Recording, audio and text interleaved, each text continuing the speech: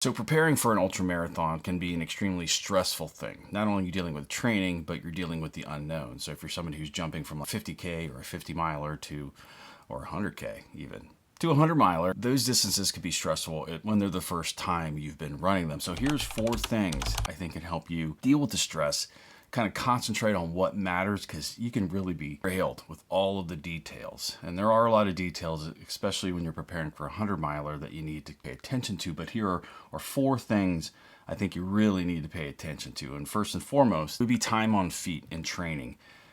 I see people get wrapped around training plans, and they deal with being a very busy person with a family and a job and kids and all of these things you have to that are pulling you one way.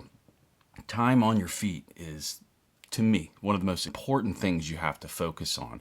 So if you can stand most of the day, every single day, walk as much as you can. If you can't get the mileage in, if you're strapped for time or anything like that, really trying to spend as much time on your feet per day is going to go a long way to surviving something like an ultra, a 100 miler, because for most people, standing over 12 hours is well beyond what most people do. They don't stand that long per day. There are people I know that work outside jobs that stand all day long and walk all day long.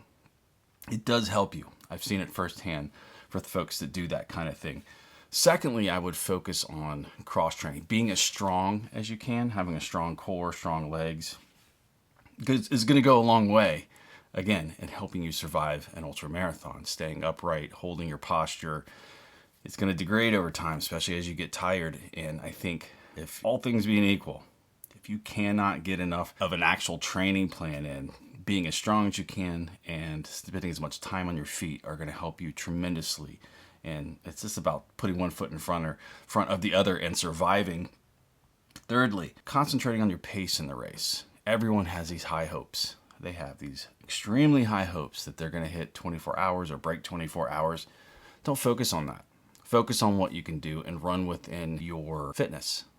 I know a ton of people when they go on this, they try to outrun their fitness. You just can't. It's not something you can do. You can't fake an ultra marathon. You can't just hope. You have to run within your fitness. And if you know the dream time that you want is well beyond your ability, then treat it like that, because you're going to pay for it. So if you spend the first 30 miles of a 100 miler trying to run it in a PR fashion for a 50K, you are going to pay for it. So from the beginning, take your time. Run a pace that is sustainable. Run, walk, more than likely, because if you're worried about pace in that sense, you're probably not going to be somebody who can run the whole time, which is very few people to begin with. So work on your pace. Run something that makes sense. Put your ego aside and just have fun.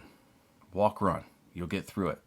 And lastly, fueling and hydration is such an important thing. And when I was first in ultras, I didn't pay attention to the fueling part of this as much. I thought I could get away with how I was training, and which was not eating a lot. And now I've had no problem with bonking. It's because I eat early, I eat often, and I do not take it for granted that I can just get away with running 15 miles without eating.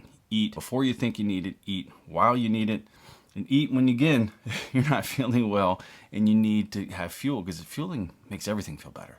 At times in ultras when you're feeling extremely bad, a lot of times just eating and fueling it is just going to make you feel better.